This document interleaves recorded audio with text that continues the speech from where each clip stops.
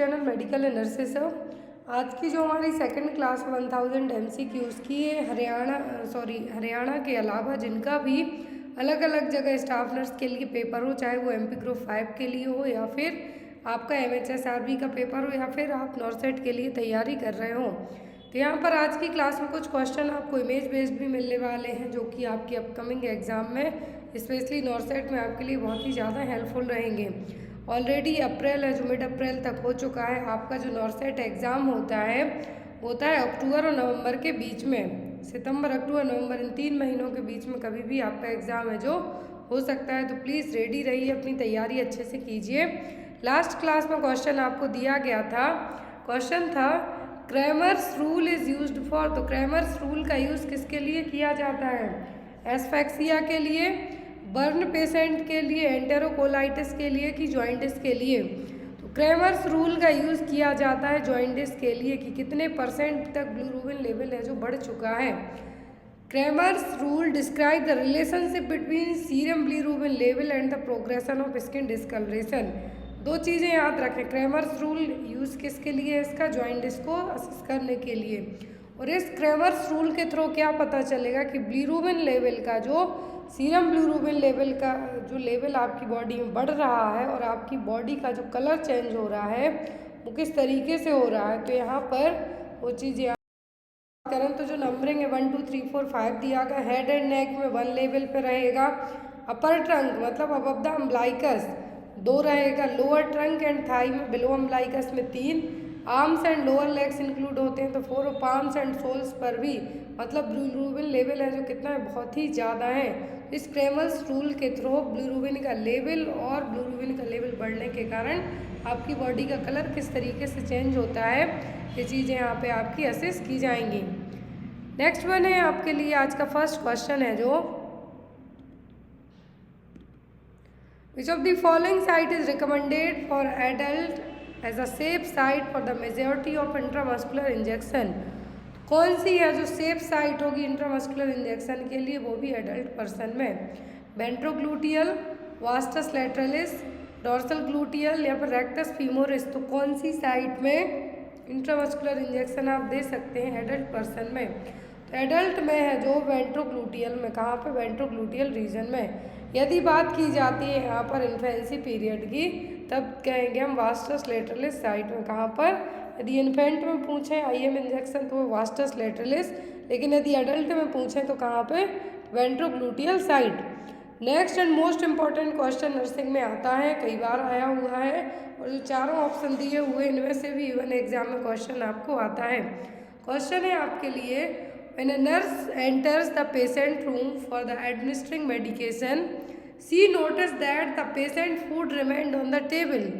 Helping the patient is providing food and then administering the medication is an act of. तो यहाँ पर nurse patient के room में enter होती है, देखती है उसको मेडिकेशन लगाना है नर्स के लिए, लेकिन नोटिस करती है कि पेशेंट का जो खाना है वो टेबल पर ही ज्यों का त्यों उसने कुछ भी नहीं खाया है। पेशेंट की हेल्प करेगी खाना खिलाने में एंड देन आफ्टर फूड के बाद क्या करेंगे, यहाँ पे मेडिकेशन करेगी। तो ये क्या है? बेनिफिशियंस है, मालफिशियंस है, नॉन मालफिशियंस है कि अकाउंटेबिलिटी है? तो यहाँ पर तो सीधा सीधा से क्या है? बेनिफिशियंस है। क्या है? बेनिफिशियंस, क्योंकि वो हेल्प ही कर रही है। नॉन मालफिशियंस का मतलब it means to do no harms. क्या है? टू डू नो हार्म्स मतलब मालफिशियंस, सॉरी नॉन मालफिशियंस। और मालफिशियंस का मतलब है कि हार्म पहुंचाना। अकाउंटेबिलिटी का मतलब है कि आंसरेबल, कोई भी क्वेश्चन जवाब आपसे करता है तो उसके अकॉर्डिंग आपको आंसर देना ड्यूरिंग योर प्रैक्टिस टाइम में। नॉन मालफिशियंस, नॉन जुड़ गया मतलब कोई भी नुकसान नहीं पहुंचाना, मालफिशियंस मतलब नुकसान पहुंचाना, बेनिफिशियंस मतलब आप उसकी हेल्प करते हैं। तो next one, when receiving hemodialysis the complication of the removal of too much sodium में occur, therefore the nurse should assist the client for.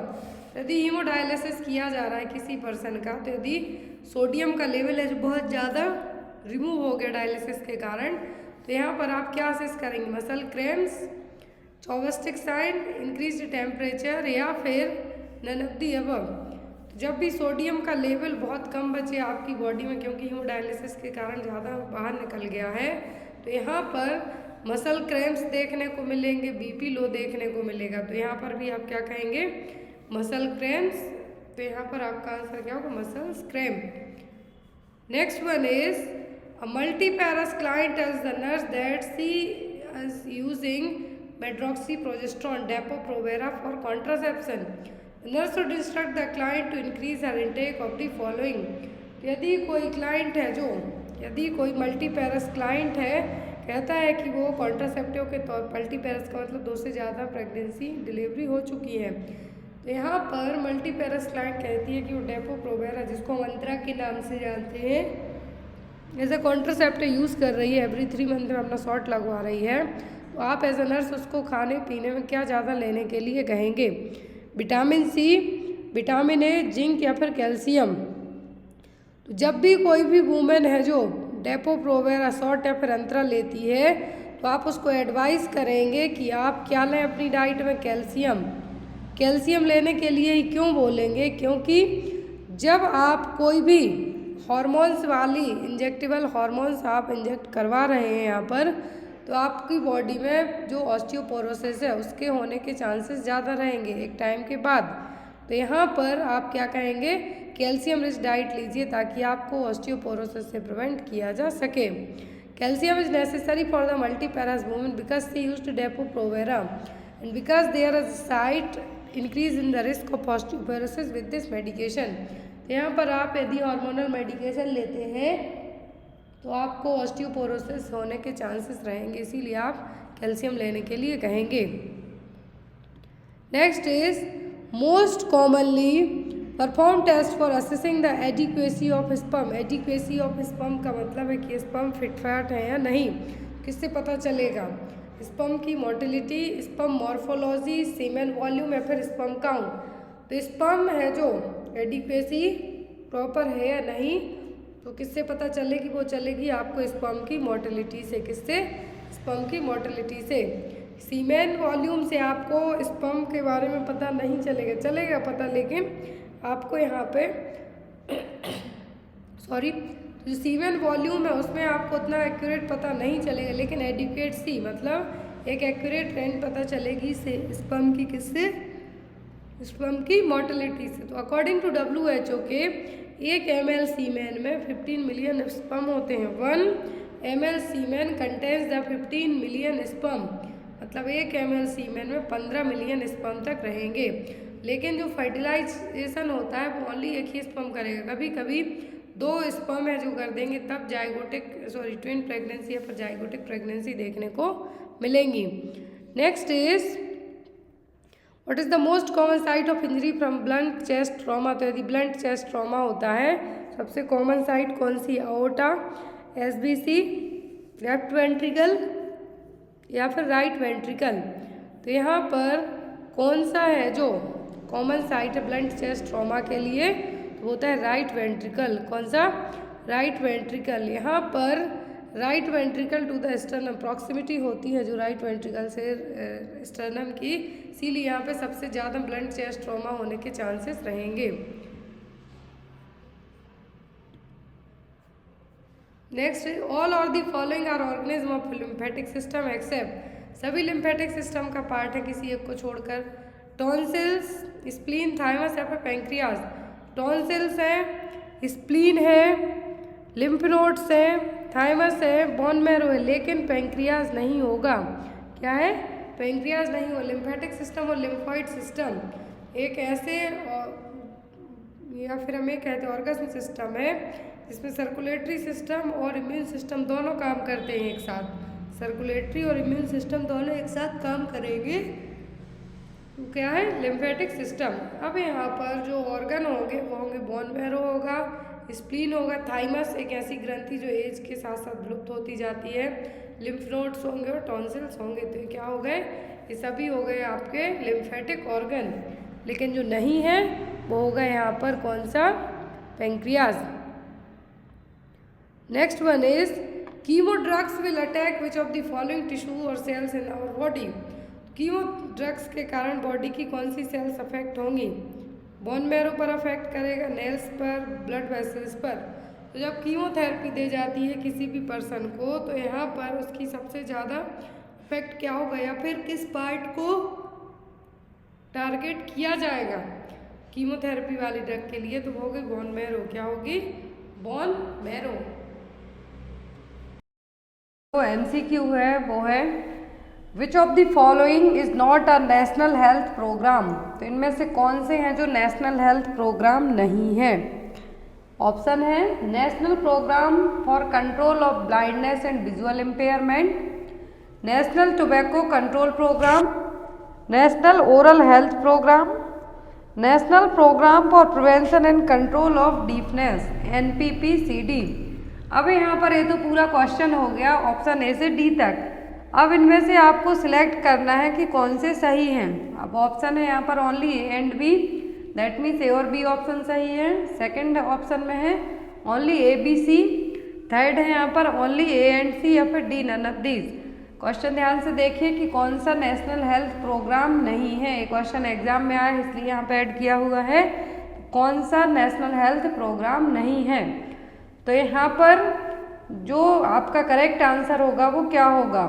तो national program for control of blindness and visual impairment NPCB and BI जो program है, तो एक launch किया गया था, किसने? गवर्नमेंट ऑफ इंडिया ने लॉन्च किया था 1976 में, 1976 में, जिसको 100% सेंट्रल गवर्नमेंट ने स्पॉन्सरशिप किया था। तो यहाँ पर इस प्रोग्राम के तहत क्या कहा गया था कि ब्लाइंडनेस को कम करना है, 0.3% रिड्यूस करना है 2020 तक। तो ये प्रोग्राम है। फिर आता है नेशनल टोबैको कंट्रोल प्रोग्राम। तो नेशनल टोबैको कंट्रोल प्रोग्राम 2007 से 2008 के बीच में लॉन्च किया गया था। एंड यहाँ पर फिर आता है नेशनल ओरल हेल्थ प्रोग्राम, तो ये भी एक प्रोग्राम है। लास्ट में आता है national program for prevention and control of deafness, तो ये भी प्रोग्राम है जो कि 2007 में है, जो जनवरी 2007 में इसको लॉन्च किया गया था। तो ये सभी प्रोग्राम है, दैट मीन्स आपका राइट आंसर क्या होगा? D, none of these. क्या होगा आपका correct answer? D, none of these. तो यहाँ पर जो प्रोग्राम है वो क्या है? National program for control of blindness and visual impairment. तो ये 1976 में लॉन्च किया गया था, जो कि 100% सेंट्रली स्पॉन्सर्ड स्कीम थी। एंड यहाँ पर जो एम रखा गया था तो क्या था? 0.3% 2020 तक है, जो हमें क्या करना है? ब्लाइंडनेस को कम करना है। फिर था national program for prevention and control of deafness. तो ये प्रोग्राम लॉन्च किया गया था 2007 में, जनवरी 2007 में, 2006 2007 के बीच में, तो जनवरी 2007 में, जिसमें 25 डिस्ट्रिक्ट हैं जो 10 स्टेट के कवर किए गए थे और एक यूनियन टेरिटरी को कवर किया गया था यहाँ पर। फिर नेशनल टोबैको कंट्रोल प्रोग्राम, तो ये एग्जाम में आता है कि कौन सी पंचवर्षीय योजना में लॉन्च किया गया था। तो 11th 5 ईयर प्लान के टाइम पर लॉन्च किया गया था 2007 से 2008 के बीच में। इसका एम रखा गया था कि अवेयरनेस प्रोवाइड कराना कि तंबाकू खाने से, तंबाकू कंज्यूम करने से क्या इफेक्ट होंगे हार्मफुल। दूसरा, इसके प्रोडक्शन और सप्लाई को रिड्यूस करना, कम करना टोबैको प्रोडक्ट्स को। और जो भी प्रोग्राम है इसको प्रॉपर तरीके से है जो इम्प्लीमेंट करवाना। अब अभी रिसेंट में जो हमने एक डे सेलिब्रेट किया था वो था नेशनल टोबैको डे। इसकी मैंने आपको थीम और नेशनल टोबैको डे 31 मई को जो क्लास ली थी उसमें बताया था। तो हर साल नेशनल टोबैको डे कब मनाते हैं? 31 मई को। नेक्स्ट क्वेश्चन है यहाँ पर, which of the following is the programme implemental by the government of India in 2014 to ensure immunization for children up to 2 years of age and pregnant women। तो एक programme government of India ने launch किया था 2014 में, जिसका M रखा गया था कि 2 साल की एज तक के बच्चे और जितनी भी प्रेग्नेंट वुमेन है उनको इम्यूनाइजेशन प्रोवाइड करवाना। तो वो कौन सा प्रोग्राम है? वंदे मातरम, मिशन इंद्रधनुष, यूनिवर्सल इम्यूनाइजेशन प्रोग्राम या फिर जननी शिशु सुरक्षा कार्यक्रम। तो कौन सा प्रोग्राम है जिसके तहत यहाँ पर कहा गया कि 2014 में इसको लॉन्च किया है गवर्नमेंट ऑफ इंडिया ने, 2 साल तक की एज ग्रुप और प्रेग्नेंट वुमेन को इम्यूनाइजेशन प्रोवाइड करवाना। तो वो है मिशन इंद्रधनुष।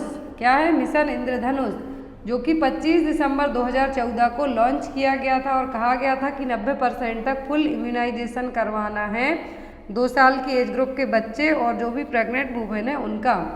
फिर यहाँ पर मिशन इंद्रधनुष के बाद है जो मोदी जी ने ही 2014 में भी इन्होंने ही लॉन्च किया था। फिर मिशन इंद्रधनुष का जो एक और इसमें मॉडिफिकेशन किया गया तो नाम रखा गया इंटेंसिफाइड मिशन इंद्रधनुष, जो कि 8 अक्टूबर 2017 को लॉन्च किया गया। एग्जाम में यदि आपको आता है कि इंटेंसिफाइड मिशन इंद्रधनुष कब लॉन्च हुआ, तो 8 अक्टूबर 2017 को मोदी जी ने इसको लॉन्च किया।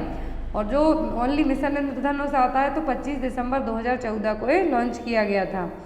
एंड यहाँ पर जो भी यहाँ पर डिसीज और मिशन इंद्रधनुष 2.0 भी लाया गया था गवर्नमेंट ऑफ इंडिया के थ्रू, तो इसमें क्या रखा गया था कि जो सस्टेनेबल डेवलपमेंट गोल हैं, क्या हैं, जो भी सस्टेनेबल डेवलपमेंट गोल हैं इनको भी यहाँ पर इंक्लूड कर दिया था। लेकिन आपको बेसिक यही याद रखना है कि इसमें कितनी डिसीज़ कवर की जाती हैं जो मिशन इंद्रधनुष से। तो पहले इसमें 7 होती थी, अब नाउअडेज यहाँ पर 11 है जो कर दी गई हैं। Next one is the route of administration of DPT vaccine is, तो डीपीटी वैक्सीन किस रूट से दी जाती है? ऑप्शन में है इंट्राडर्मल, सबक्यूटेनियस, इंट्रामस्कुलर या फिर इंट्रावीनस। तो DPT vaccine diphtheria, pertussis, tetanus किस रूट से दी जाती है? इंट्रामस्कुलर रूट से। Next one is pentavalent vaccine is given at, तो यहाँ पर आपको लग रहा होगा कि ये छोटे छोटे क्वेश्चन हैं, लेकिन ये क्वेश्चन आपके एग्जाम में बहुत ही ज़्यादा हेल्पफुल हैं, तो आपको यहाँ पर याद रखना है। और एक और क्वेश्चन था यहाँ पर जो मिस हो गया, तो जो मिशन जो वंदे मातरम स्कीम है, इससे यदि आपको क्वेश्चन आते, क्योंकि यूनिवर्सल इम्यूनाइजेशन प्रोग्राम हम कई बार पढ़ चुके, JSS के भी पढ़ चुके हैं, लेकिन वंदे मातरम स्कीम है, इससे आपको एग्जाम में यदि क्वेश्चन आते हैं तो एक क्वेश्चन इसमें से यही आता है कि जो आयरन और फॉलिक एसिड की टैबलेट है, तो प्राइवेट डॉक्टर्स होते हैं या फिर प्राइवेट क्लिनिक्स होती हैं, तो वहाँ पर फ्री डिस्ट्रीब्यूशन के लिए कौन से स्कीम के तहत दी जाती हैं? तो वो वंदे मातरम स्कीम। जो नेक्स्ट क्वेश्चन था वो था pentavalent vaccine is given at, तो पेंटावैलेंट वैक्सीन में 5 कंबाइंड वैक्सीन होती हैं, DPT, hepatitis B and haemophilus influenza type B, HIV। तो पेंटावैलेंट वैक्सीन में जो 5 वैक्सीन है 5 डिसीज से प्रिवेंट करेंगे। अब इनका जो ड्यूरेशन है, दैट मीन्स एज है, वो कब दी जाती है? तो ये दी जाती है जनरली 6, 10 एंड 14 वीक्स में। कब? 6 वीक, 10 वीक और 14 वीक की एज में। जब बच्चे की एज 6 वीक, 10 वीक और 14 वीक हो जाए तब। Next one is the vaccination was first performed by, तो वैक्सीनेशन है जो किसके द्वारा सबसे पहले किया गया था? Louis Pasteur, Alexander Fleming, madam Curie या फिर एडवर्ड जेनर। तो वैक्सीनेशन है जो पहली बार किसने किया था? तो ये किया था एडवर्ड जेनर ने। इन्होंने स्मॉल पॉक्स की जो सबसे फर्स्ट वैक्सीन यदि पूछी जाती है तो कौन सी थी? वो थी स्मॉल पॉक्स की वैक्सीन, जो कि एडवर्ड जेनर ने खोजी थी। और इन्हीं के लिए क्या कहा जाता है? वैक्सीनेशन का फादर। किसको? एडवर्ड जेनर को। OPV जो वैक्सीन इसकी डिस्कवरी की थी किसने? अल्बर्ट सेविन ने। किसने? डॉक्टर अल्बर्ट सेविन ने। बट यहाँ पर आपको 2 चीज़ें याद रखनी है कि वैक्सीनेशन जो फर्स्ट किसने परफॉर्म किया था? तो एडवर्ड जेनर ने। और सबसे पहली वैक्सीन कौन सी जिसकी खोज हुई थी? तो वो थी स्मॉल पॉक्स, जो कि एडवर्ड जेनर ने इसकी डिस्कवरी की थी 1798 में। Next one is identify the program associated with the symbol. यहाँ पर इमेज में एक बच्चा मस्त लेटा हुआ है, तो ये कौन सा प्रोग्राम है? ऑप्शन में है यहाँ पर मिशन इंद्रधनुष, कंगारू मदर केयर, RCH या फिर India newborn action plan. Exam में सभी क्वेश्चन आते हैं, तो इंद्रधनुष हमने पढ़ लिया, कंगारू मदर केयर है और है RCH। तो यहाँ पर Indian newborn action plan INAP, exam में फुल फॉर्म आता है INAP। तो इंडिया न्यूबॉर्न एक्शन प्लान का लोगो है यहाँ पर, जो कि 2014 को लॉन्च किया गया था। तो यहाँ पर आपका करेक्ट आंसर क्या होगा? INAP, India newborn action plan. 2014 को, सितंबर 2014 को इसको लॉन्च किया गया था। और इसका जो एम रखा गया था इंडिया न्यूबॉर्न एक्शन प्लान का, यदि एम पूछा जाता है तो जो स्टिल बर्थ है, क्या है? स्टिल बर्थ और जो न्यूबॉर्न की डेथ होती हैं उनको हमें 2030 तक क्या करना है? प्रिवेंट करना है। एम क्या है इसका? कि जो स्टिल बर्थ और न्यूबॉर्न डेथ है उनको हमें 2030 तक प्रिवेंट करना है इस प्रोग्राम के तहत। तो यहाँ पर सिंगल डिजिट न्यूनेटल मॉर्टेलिटी और स्टिल बर्थ रेट को लेके आना है।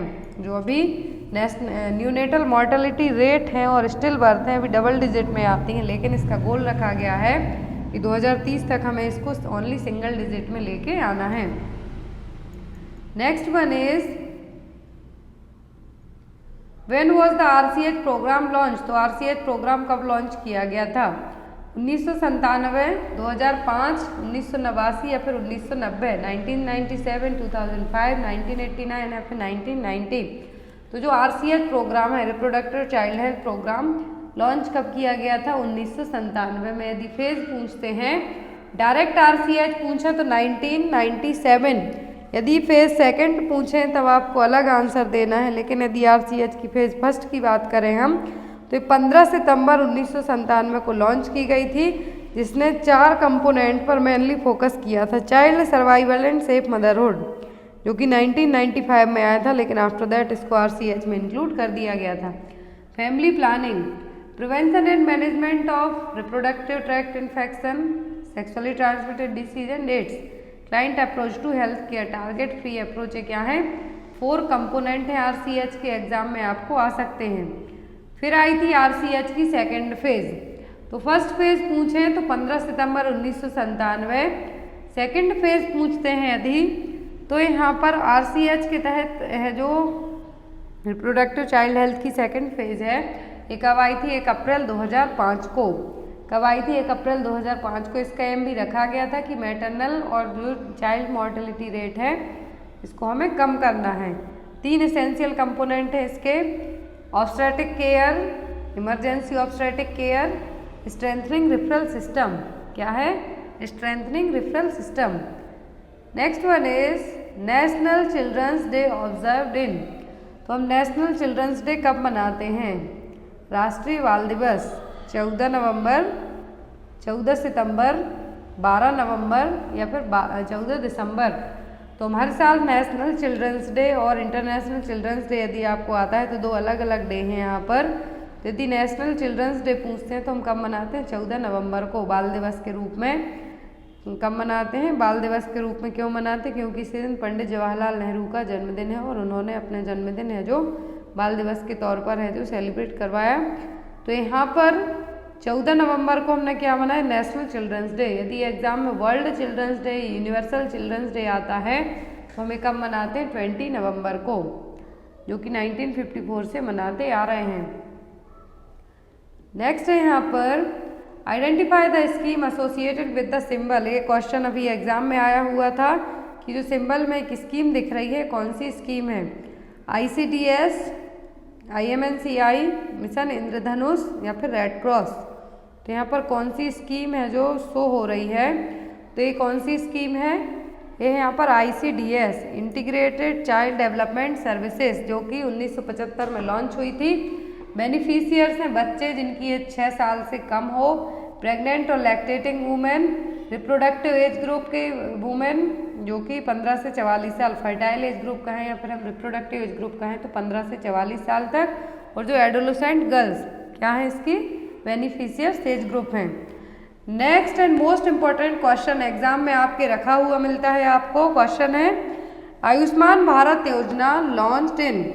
तो यहाँ पर जो भी स्कीम यदि छूट जाती हैं, मैं आपको बता दूं कि जो भी स्कीम यदि इस क्लास में छूट जाती हैं, आपको उनके नाम पता हो या फिर डाउट हो जिनमें, तो आप प्लीज़ वो स्कीम के नाम कमेंट बॉक्स में ज़रूर लिख देना।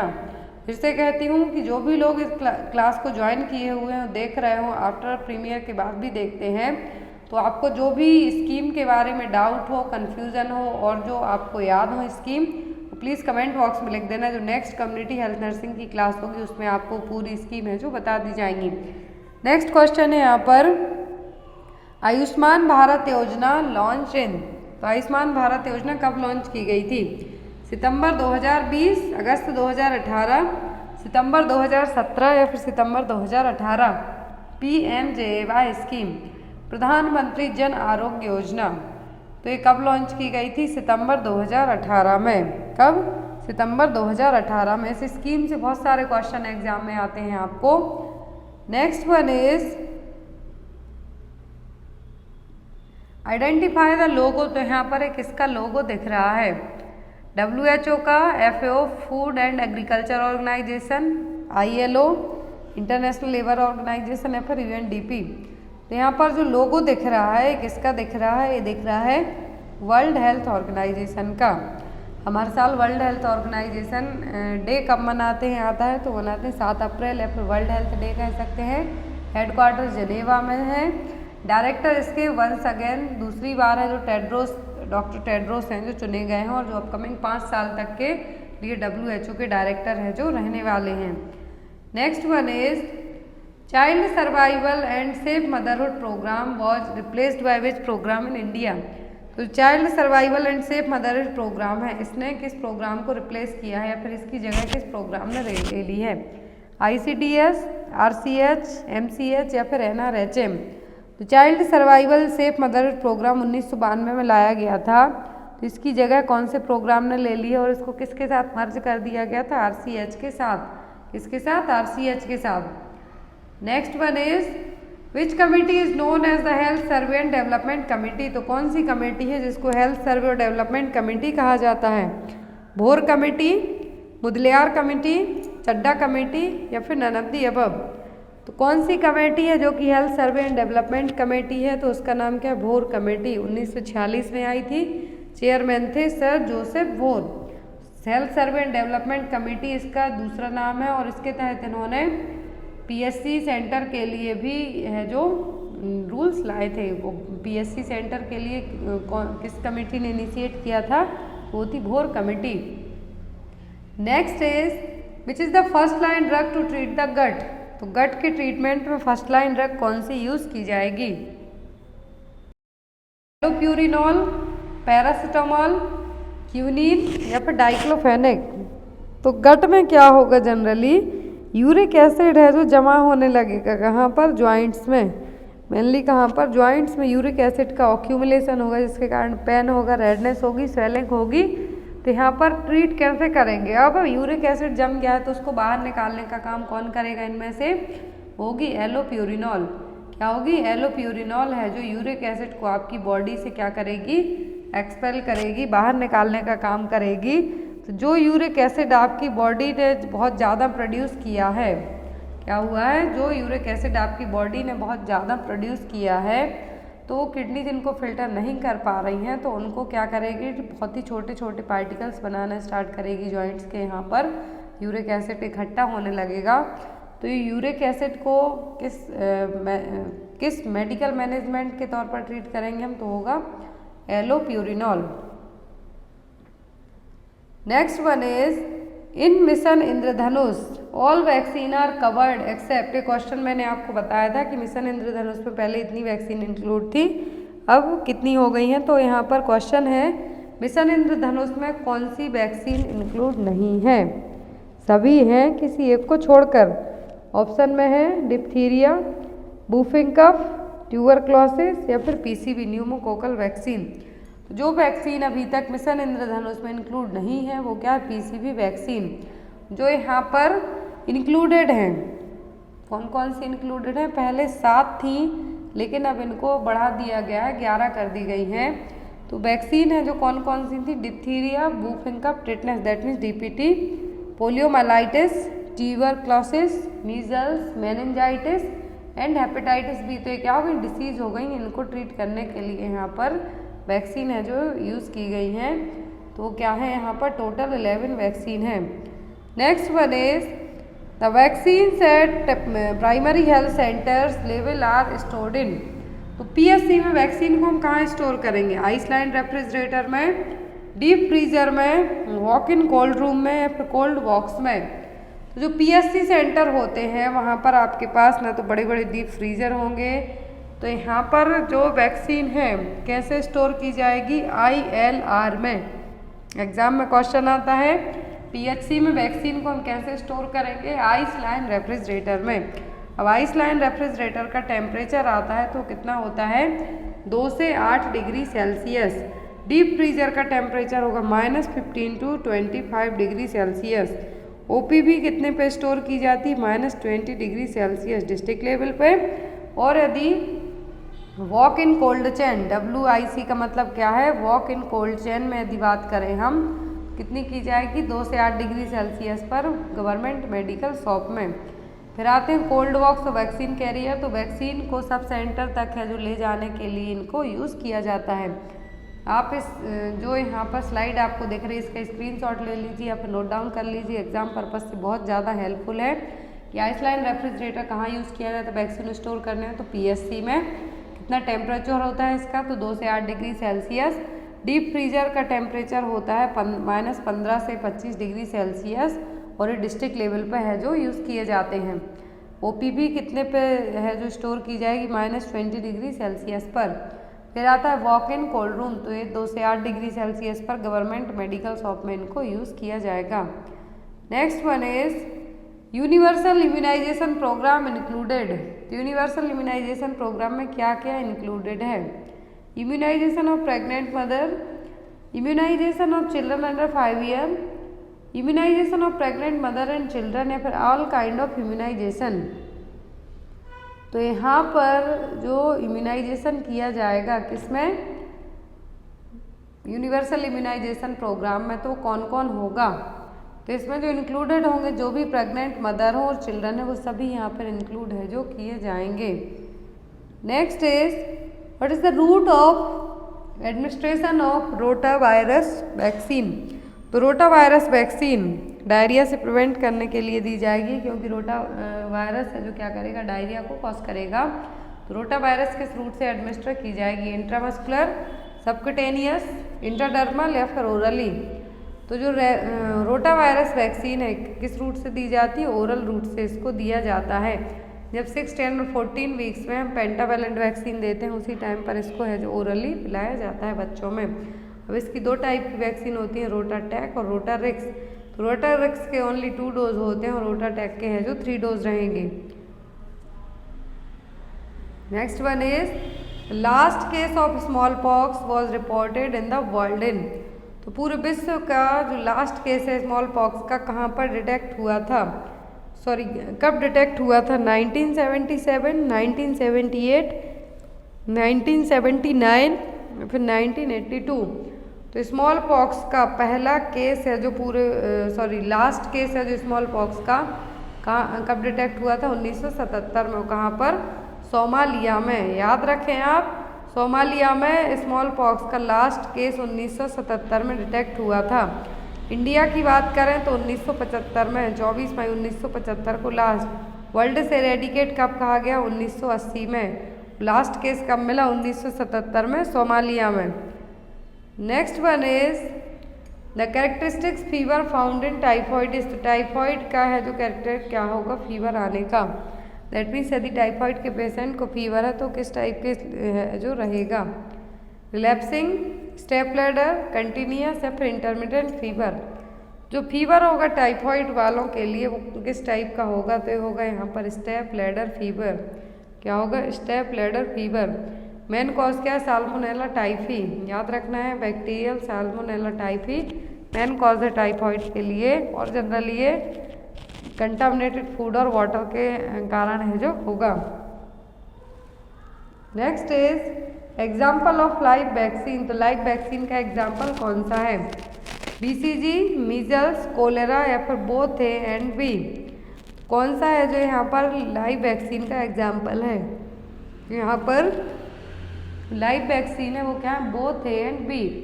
That means BCG and measles दोनों क्या है, लाइव वैक्सीन है। BCG, OPV, yellow fever, typhoid, chicken pox, रोवेला, influenza, measles, mumps, epidemic typhus, ये सब क्या है, लाइव वैक्सीन है। फिर यहाँ पर आती हैं इनएक्टिवेटेड और किल्ड वैक्सीन। तो इनएक्टिवेटेड में क्या है, typhoid, cholera, pertussis, rabies, Salk, influenza, hepatitis A and B, Kyasanur forest disease. Toxoid में आता है डिप्थीरिया और टिटनस। एग्जाम में क्वेश्चन आता है कि जो डीपीटी वैक्सीन है इसमें टॉक्सिन कौन है, टॉक्साइड कौन है, वो क्या होगा, diphtheria and tetanus. Next one is polio is transmitted by which route. तो पोलियो को ट्रांसमिशन किस रूट से होगा, feco oral, droplet, sand flies, deaf mosquito bite. तो पोलियो का ट्रांसमिशन किससे होगा, फीको ओरल रूट से। किससे होगा, फीको ओरल रूट से। Next one is in following which disease is not transmitted by droplet infection. कौन सी डिसीज है जो ड्रॉपलेट इन्फेक्शन से नहीं होगी, दैट मीन्स छींकने खांसने से ट्रांसमिट नहीं होगी, मीजल्स, डिप्थीरिया, पर्ट्यूसिस या फिर हेपेटाइटिस बी। तो यहाँ पर मीजल्स, डिप्थीरिया, पर्ट्यूसिस तीनों ड्रॉपलेट इन्फेक्शन से हो सकती हैं, लेकिन जो हेपेटाइटिस बी है ये किससे होगा, या तो मदर टू फीटस होगा, वर्टिकल होगा, या फिर यहाँ पर है जो ब्लड से होगा, लेकिन ये किससे नहीं होगा, जो कि डायरेक्ट ड्रॉपलेट इन्फेक्शन से नहीं होगा। ड्रॉपलेट से होगा meningococcal meningitis, pertussis, mumps, rubella, strep pharyngitis and influenza. Airborne क्या है, टीबी। ड्रॉपलेट का मतलब आपने छींका खांसा अपने सामने वाले के ऊपर तो उसको हो गया। एयरबॉर्न का मतलब हवा में उड़ते हुए। स्मॉल पॉक्स, इन्फ्लुएंजा, एवियन फ्लूंजा जो कि बर्ड फ्लू के लिए रिस्पॉन्सिबल है, वेरिसेलाइन, चिकन पॉक्स, तो ये क्या हो जाएंगे, airborne infection. Next is a baby born at community health centre for first immunization which can be given to him. तो यदि कोई बेबी CHC में डिलीवर हुआ है तो फर्स्टली हम उसको क्या देंगे, DPT, BCG, MMR या फिर टाइफॉइड। तो यदि कोई बेबी डिलीवर हुआ है तो उसकी मदर को है जो कौन सा इंजेक्शन है जो हम बेबी यदि CHC में डेवलप हुआ है तो उस बच्चे को हम कौन सा इम्यूनाइजेशन सबसे पहले देंगे, तो होगा यहाँ पर BCG। At the time of birth BCG दिया जाएगा, OPV दिया जाएगा और हेपेटाइटिस बी भी दिया जाएगा। यदि बच्चे का वजन 2 किलो से कम है तब हम हेपेटाइटिस बी वैक्सीन नहीं देंगे, वेट करेंगे उसके इंतज़ार करेंगे जब तक उसका वजन 2 किलो नहीं हो जाता। अब BCG वैक्सीन किससे प्रिवेंट करने के लिए दी जाएगी, TB से प्रिवेंट करने के लिए। रूट होगा इंट्राडर्मल, यदि एट द बर्थ से लेके 1 मंथ तक देते हैं तो 0.05 ml होगा, और यदि आफ्टर 4 वीक और 1 मंथ के बाद देंगे तो 0.1 ml। BCG वैक्सीन है जो 1 साल तक ही दी जा सकती है, बहुत सारी वैक्सीन ओनली 1 ईयर तक दे सकते हैं हम। तो यहाँ पर BCG 1 साल तक डिफरेंट डोज होगा। यदि बच्चा 1 साल तक BCG वैक्सीन नहीं लिया है फिर आपके पास आता है तब आप BCG वैक्सीन है जो नहीं दे सकते हैं। नेक्स्ट है यहाँ पर streptococcal throat infection, it can later lead to. तो जो स्ट्रेप्टोकोकल थ्रोट इन्फेक्शन है बाद में क्या है जो कारण बनेंगे, मलेरिया होने का, लेप्रोसी का, रूमेटिक हार्ट डिसीज का, या फिर ऑल ऑफ दी अबव। तो स्ट्रेप्टोकोकल थ्रोट इन्फेक्शन है जो किसका कारण बनेगा, रूमेटिक हार्ट फेलियर का। यदि रिकरेंट बार बार होता है तो किसका कॉज बनेगा, रूमेटिक हार्ट डिसीज का। Next is the goal of health for all by 2000 AD was mooted in world health assembly in the year. तो 2000 AD में जो वर्ल्ड हेल्थ असेंबली में गोल ऑफ हेल्थ है जो लिया गया था, तो ये कब तक के लिए लिया गया था, 1966, 78, 68 या फिर 70। तो जो 2000 AD में जो गोल ऑफ हेल्थ है वर्ल्ड हेल्थ असेंबली में कब लिया गया था, 1978 में। Drug of choice for leprosy, तो लेप्रोसी का कॉजेटिव एजेंट क्या है, माइकोबैक्टीरियम लेप्रा। कौन सी मेडिसिन है जिसको ट्रीट करने के लिए यूज़ की जाएगी, DEC, स्ट्रेप्टोमाइसिन, डेप्सोन या फिर नन ऑफ दी अबव। तो यहाँ पर ड्रग ऑफ चॉइस क्या है, dapsone, MDT treatment. Next is Monday morning fever is commonly name for. तो मंडे मॉर्निंग फीवर किसका नाम है, बायसिनोसिस, एब्स्टोसिस, बैगोसिस या फिर ऑल ऑफ दी अबव। तो यहाँ पर मंडे मॉर्निंग फीवर है जो किसका दूसरा नाम है, बायसिनोसिस का। Next one is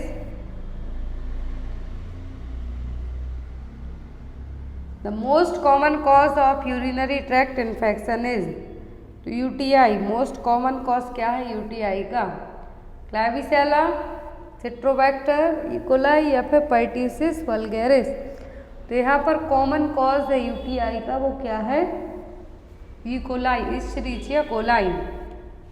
next is warfarin toxicity can be treated by. तो वारफ्रिन के ओवरडोज में हम क्या यूज़ करेंगे, वायरन टॉक्सिटी है तो किसको है जो हम एज एन एंटीडोट के तौर पर देंगे, फ्लूटामाइन सल्फेट, एसिटाइल सिस्टीन, हेपेरिन या फिर फाइटोनियाडोन या फिर विटामिन K। तो वारफ्रिन टॉक्सिटी का है जो क्या ट्रीटमेंट होगा, यहाँ पर यदि वारफ्रिन ओवरडोज हो जाती है तो एंटीडोट के थ्रू हम इसके असर को क्या कर सकते हैं, न्यूट्रलाइज कर सकते हैं। कौन सी मेडिसिन देके, फाइटोनियाडोन या फिर विटामिन K है जो इंजेक्ट करके।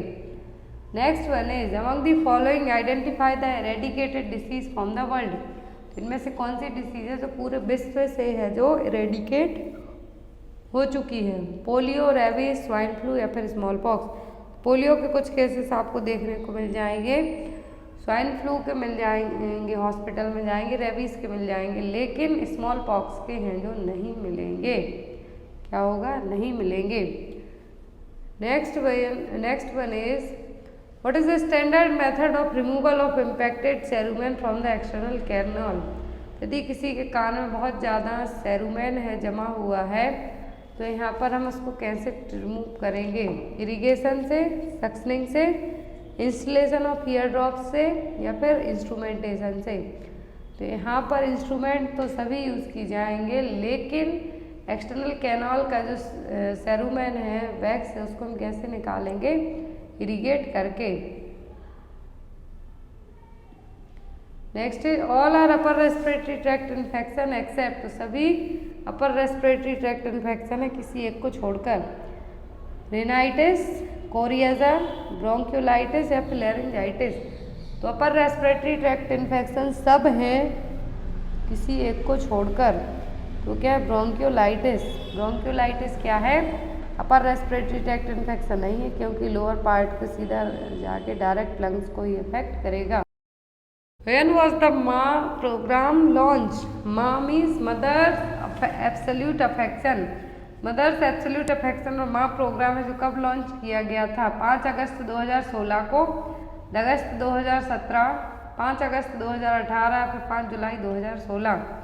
तो यहाँ पर MAA programme, mothers absolute affection programme है जिसको लॉन्च किया था कब? 5 अगस्त 2016 को मोदी जी ने इसका है जो इनॉग्रेशन किया था। इसके तहत जो ब्रेस्ट फीडिंग मदर है उनको बढ़ावा दिया जाना चाहिए, ताकि आप अपने बच्चे को है जो एटलीस्ट 6 मंथ तक एक्सक्लूसिव ब्रेस्ट फीड कराएं, देन आफ्टर है जो आप उसको फूड इंट्रोड्यूस कर सकते हैं। Next is the first state of India who initiated the mid day meal programme in India. कौन सा इंडिया का ऐसा पहला स्टेट है जिन्होंने फर्स्ट इनिशिएटिव स्टेप लिया था किसके लिए? मिड डे मील प्रोग्राम के लिए। असम, तमिलनाडु, कर्नाटक या फिर आंध्र प्रदेश। तो कौन सा प्रोग्राम है जिसने क्या किया था? मिड डे मील स्कीम को इनिशिएट किया था। तो वो था यहाँ पर तमिलनाडु। 1995 में मिड डे मील स्कीम कब लाई गई थी? 1995 में। और पहला इनिशिएटिव किस स्टेट ने लिया था? तमिलनाडु ने। Next one is national family planning programme was launched in which year. तो नेशनल फैमिली प्लानिंग प्रोग्राम है जो कब लॉन्च किया गया था? 1962 में, 1952 में, 1992 में या फिर 1972 में। तो जो प्रोग्राम लॉन्च किया गया था कब? नेशनल फैमिली प्लानिंग प्रोग्राम 1952 में। इसके तहत है जो नेशनल फैमिली वेलफेयर प्रोग्राम पूछा तो 1977 में। दो चीज़ें याद रखना है, नेशनल फैमिली वेलफेयर प्रोग्राम ये यहाँ पर क्या है? 1952 में लॉन्च किया गया था। यदि नेशनल फैमिली वेलफेयर प्रोग्राम पूछे तो 1977 में। मध्य यहाँ पर मिशन परिवार विकास के तहत मैंने आपको बताया आयरन और फॉलिक एसिड की फ्री डिलीवरी करवाना जो भी गवर्नमेंट और प्राइवेट हॉस्पिटल हो उन पर। Which of the following symptoms be an early indicator of hypoxia and unconscious patient. यदि पेशेंट क्या है? बेहोश है, अनकॉन्शियस है, कौन सा अर्ली इंडिकेटर होगा कि पेशेंट के जो ब्लड में टिश्यूज़ हैं उनमें ऑक्सीजन की कमी हो रही है, हाइपोक्सिया की है जो सिचुएशन डेवलप हो रही है?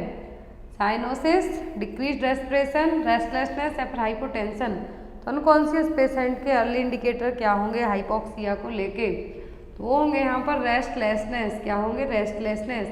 साइनोसिस लेट इंडिकेटर होगा हाइपोक्सिया का कॉन्शियस और अनकॉन्शियस पेशेंट में, लेकिन जो रेस्टलेसनेस होगी वो क्या होगी? अर्ली इंडिकेटर होगा। Next one is which of the sign and symptom would be an early indication that the patient serum potassium level is below usual. कौन से साइन सिम्टम देखने को मिलेंगे कि पेशेंट का जो पोटेशियम, सीरम पोटेशियम लेवल क्या है? कम है, बिलो यूजुअल, जो नॉर्मल रेंज होनी चाहिए उससे कम है।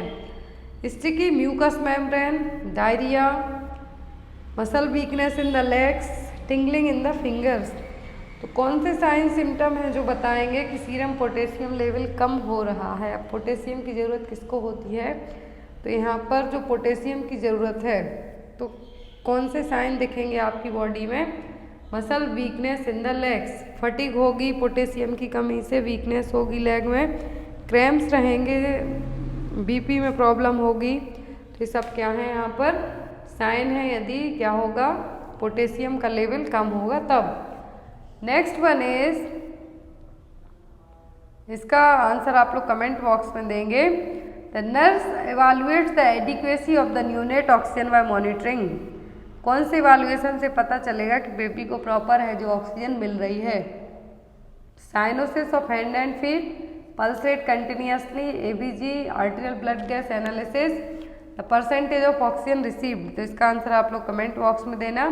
नेक्स्ट क्लास होगी उसमें आपको अपकमिंग और क्वेश्चन बताए जाएंगे। मोस्ट इम्पॉर्टेंट थिंग, तो प्लीज़ जिन भी लोगों को जो भी योजना स्कीम लॉन्च हो मेरे कमेंट बॉक्स में आप उन स्कीम्स के नाम हैं जो भेज सकते हैं। बाकी आगे पूरा डिटेल में मैं आपको बता दूं कि ऑलरेडी बहुत सारी स्कीम है जिनमें से मैंने 25 स्कीम तक अलग से सेपरेटली सिलेक्ट की हुई हैं, तो उनको भी आपके सामने प्रेजेंट किया जाएगा। Thank you for watching us, bye bye. Psychiatric disorder क्या हो गया यहाँ पे आपका? डिप्रेशन। नेक्स्ट वन है यहाँ पर आपका question, drug that is most useful in the treatment of OCD. OCD वाला क्वेश्चन हमने कल की क्लास में पढ़ा था कि ओसीडी होगा कैसे और है क्या चीज़। वो यहाँ पे ड्रग ऑफ चॉइस पूछिए कि ओसीडी को आप कौन सी ड्रग से ट्रीट करेंगे, ऑब्सेसिव कंपल्सिव डिसऑर्डर को अमोक्सापाइन से, डॉक्सेपिन से, फ्लॉक्सिटिन से कि डोथिपेन से। कौन सी medicine as a drug of choice के तौर पे यूज़ की जाएगी ओसीडी को ट्रीट करने के लिए? तो ओसीडी जो ऑब्सेसिव कंपल्सिव डिसऑर्डर इसको ट्रीट करने के लिए फ्लॉक्सिटिन नाम की मेडिसिन यूज़ की जाएगी। क्या है? फ्लॉक्सिटिन, जो कि एक एंटी डिप्रेसेंट है, एसएसआरएस कैटेगरी की ड्रग है, selective serotonin reuptake inhibitor category की ड्रग है। और इसका यूज़ है जो ओसीडी हो गया, बुलिमिया नर्वोसा हो गया, पैनिक डिसऑर्डर हो गए या फिर प्रीमेंस्ट्रुअल डिस्मॉर्फिक डिसऑर्डर हो गया, तो उसको ट्रीट करने के लिए फ्लॉक्सिटिन को यूज़ किया जाता है। और ये बिना प्रिस्क्राइब के नहीं मिलती हैं, जितनी भी एंटी साइकेट्रिक ड्रग होती हैं वो बिना प्रिस्क्रिप्शन के आपको अवेलेबल नहीं होंगी। तो यहाँ पर जो फ्लॉक्सिटिन है इसका ब्रांड नेम प्रोजेक और सेराफेम नाम से आपको मार्केट में अवेलेबल हो सकती है, बट विदाउट प्रिस्क्रिप्शन मार्केट में नहीं मिलेंगी। और ये ड्रग ऑफ चॉइस किसके लिए? ओसीडी के लिए, जो कि एसएसआरएस कैटेगरी की ड्रग है। Next one is agoraphobia is a fear of. तो अगोराफोबिया में किससे डर लगेगा आपको? स्ट्रेंजर से, क्लोज्ड प्लेस से, अगर से कि ओपन स्पेस से? तो एगोराफोबिया में जो फियर लगता है वो होता है ओपन स्पेस से। ऐसा डर लगना कि आप बहुत ज़्यादा भीड़ भाड़ वाली जगह पर खुले में खड़े हुए हैं और आपको डर लगने लगे तो वो क्या कहलाएगा? अगोराफोबिया। इमेज से आप इजीली समझ सकते हैं। इस तरीके से यहाँ पे होली मनाई जा रही है, यदि इसी होली की भीड़ में आप फंस जाएं, आपको जो फियर होगा, जो पैनिक लगेगा, वो क्या कहलाएगा? अगोराफोबिया।